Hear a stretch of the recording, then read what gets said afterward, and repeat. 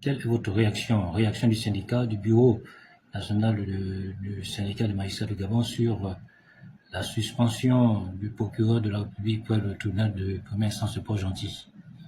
Oui, c'est une affaire vraiment que nous regrettons. Il faut reconnaître une chose, nous regrettons cette situation parce que le parquet général, il faut déjà dire que le parquet général est le chef hiérarchique du procureur de la République. Les gens croient souvent que le procureur de la République, parce que c'est lui qui va beaucoup plus sur le terrain, est au-dessus du parquet général. Non, c'est l'inverse. Les dispositions légales donnent au parquet général, disons, la possibilité de contrôler le travail du procureur. Et le parquet général est le chef du parquet, c'est-à-dire ceux qui sont attachés au tribunal. Et en plus, le parquet général, c'est le chef des OPJ, c'est-à-dire des gendarmes et des policiers qui sont tenus de dresser les procès-verbaux dans le cadre de crimes et délits, et même de contraventions. Donc, lorsque le procureur général prend une décision, moi je dis qu'il n'est pas normal qu'on la conteste d'une manière aussi cavalière. C'est ce que je dis. Maintenant que les décisions qui ont été prises, je pense qu'on va revenir un peu à la sérénité, on va dire ça. Et le pire de ce que nous avons, qui me fait mal, bientôt j'aurai 40 ans de service, il n'est pas normal que le travail des magistrats fasse l'objet d'une communication dans les réseaux sociaux. Parce que mine de rien, vous trouvez la suspension qui a été faite du procureur dans les différents forums. Ce n'est pas du tout normal. Le magistrat ne doit pas être là pour faire son travail et le communiquer d'une manière telle que cela nuit à la justice. Parce qu'il faut reconnaître une chose, c'est que il ne peut pas avoir deux parquets. Quand le parquet est indivisible, dans le sens que lorsque le procureur général donne un ordre, si cet ordre devait être contesté, j'entends par un ordre qui correspond à ses compétences. S'il doit être contesté, il doit être contesté dans le cas purement en tête-à-tête entre le procureur général et le procureur républicain. Le procureur général peut se tromper, ça c'est vrai. Mais il n'est pas normal de le contester d'une manière aussi cavalière.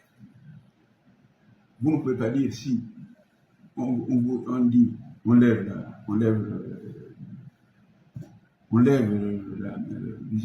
la garde à vue et vous décidez que non, c'est quelque chose qui me gêne beaucoup. C'est la première fois que moi, je constate ce genre de situation. Première fois en tant que magistrat que je constate. J'espère que cette situation va être envoyée devant le conseil de discipline, où fera l'objet d'abord d'une enquête. Et si il y a des violations, disons, des situations d'éthique ou de déontologie, il faudra que les gens passent au conseil de discipline. Parce que s'il n'y a pas conseil de discipline dans cette situation, ce n'est pas la peine qu'on vienne lire quoi que ce soit. Parce que mine de rien, on ne peut pas avoir ce genre de situation. C'est pas vrai. Ça ridiculise tout le monde. Le corps. Pas possible. Le parquet, par rapport au juge, au siège, le parquet, c'est un peu une forme d'armée. On donne des ordres là. Ce qui n'est pas le cas du siège. Lorsque vous avez une décision à prendre, vous la prenez vous-même tout seul. Si quelqu'un vient vous demander d'aller à gauche ou à droite, si vous allez, vous suivez ce qui vous est demandé, c'est vous-même qui en assumez la responsabilité. Or, le parquet, si le chef vient demander qu'on aille à droite, dans le cadre d'une instruction, d'une affaire, bien sûr, c'est pas qu'à l'audience. dans le cadre d'une instruction d'une affaire, si ce qu'il demande ou ce qu'il fait ne va pas ou est contre la loi, d'une manière ou quelconque, ça ne va pas, c'est lui sur le parquet, le procureur qui a subi les conséquences. Mais je reconnais que, comme dans tous les métiers, dans toutes les professions, un ordre manifestement illégal ne doit pas être exécuté. Ça, c'est vrai. Mais est-ce que dans ce qui a été fait, il y avait un ordre manifestement illégal?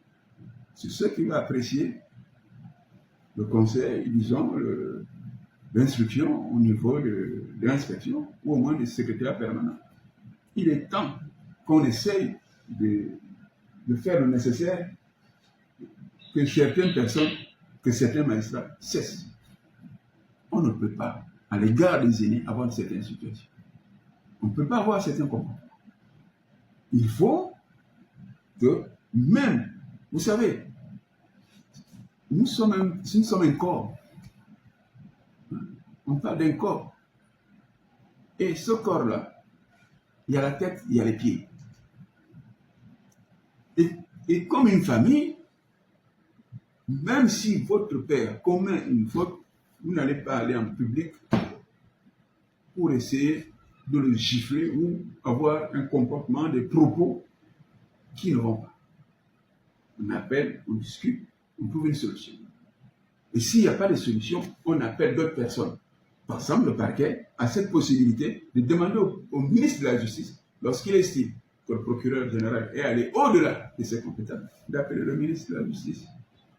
Et le ministre de la Justice va donner son point de vue qui va s'imposer au parquet général. Mais on ne peut pas, vous savez, à ces rythmes-là, n'importe qui peut faire n'importe quoi. Il n'y aura plus d'ordre. Donc il faut commencer que la jeune génération puisse comprendre que ceux qui sont là avant ne sont pas là parce qu'ils sont plus intellectuels ou plus intelligents, mais ils ont plus d'expérience. C'est tout. On a presque tous le même diplôme, mais on n'a pas tous la même expérience. C'est ça qui fait la différence entre nous. Donc, et pour cela, il faut avoir une attitude humble. Même si vous avez raison, vous ne pouvez pas ridiculiser le chef. C'est pas possible. Surtout en face des forces de sécurité.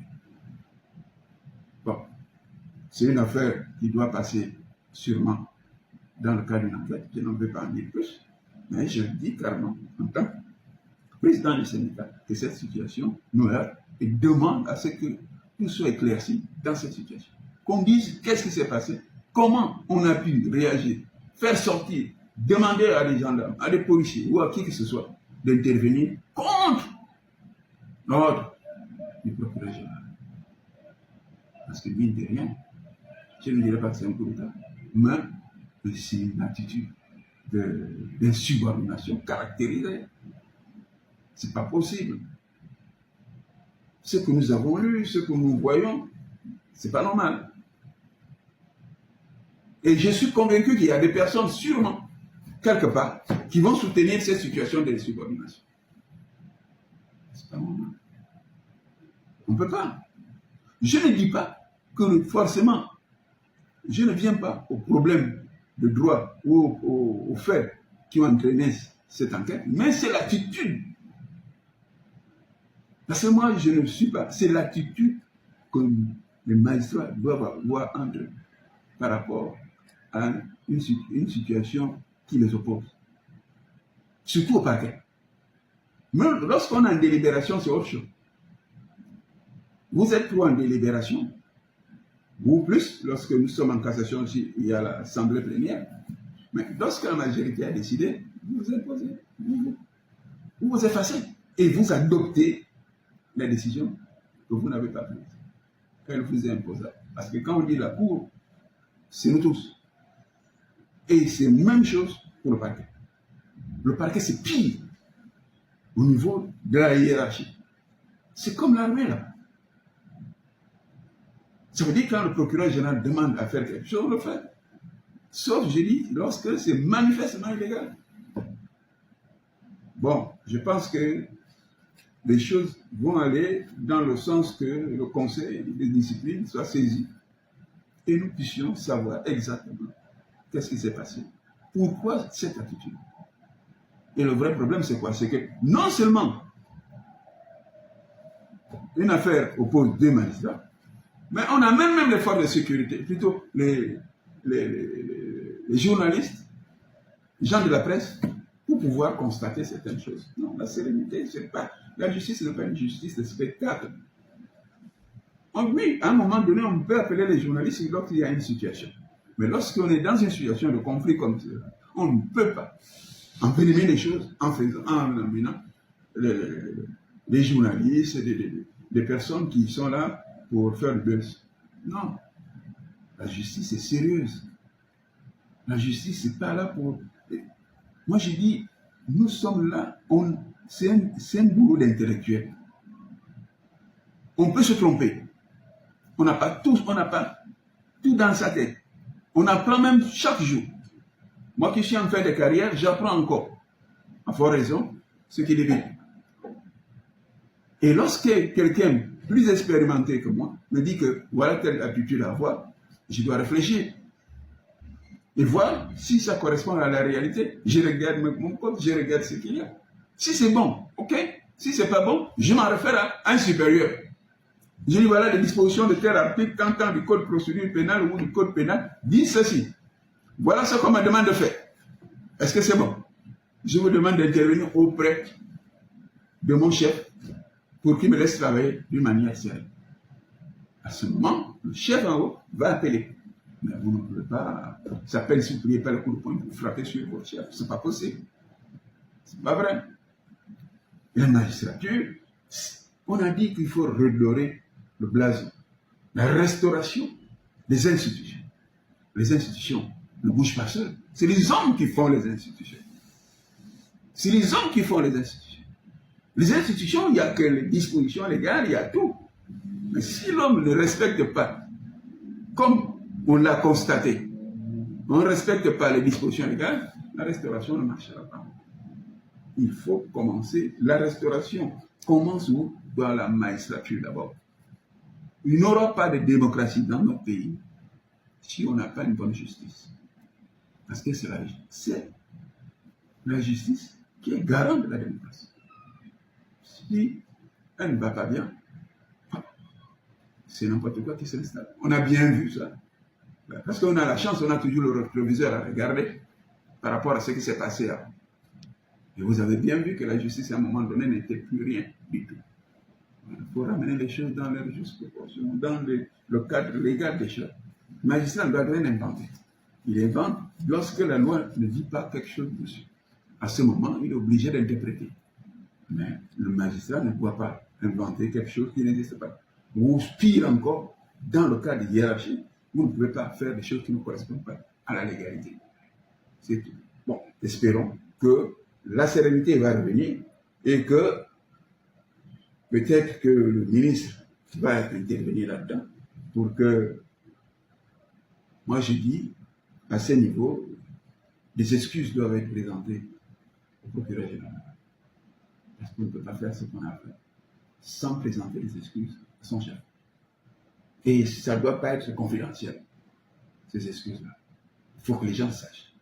Il a présenté ses excuses. Parce que, mine de rien, quand il a fait ce qu'il a fait, il l'a fait publiquement. Alors, le même public doit savoir que le chef reste le chef. Merci. Merci.